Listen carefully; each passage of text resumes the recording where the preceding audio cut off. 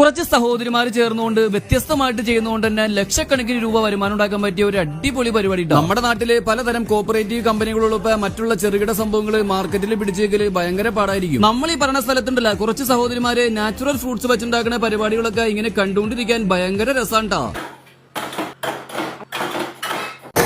നമ്മുടെ ഫ്രൂട്ട്സും ബാക്കിയെല്ലാം മിക്സുകളും ചേർത്തുണ്ടാക്കുന്ന സൂപ്പർ ഐസ്ക്രീമുകൾക്കും മിനി ഐസ് കാൻഡികൾക്കും കേരളത്തിൽ ഫാൻസ് കൂടുതലാണ്.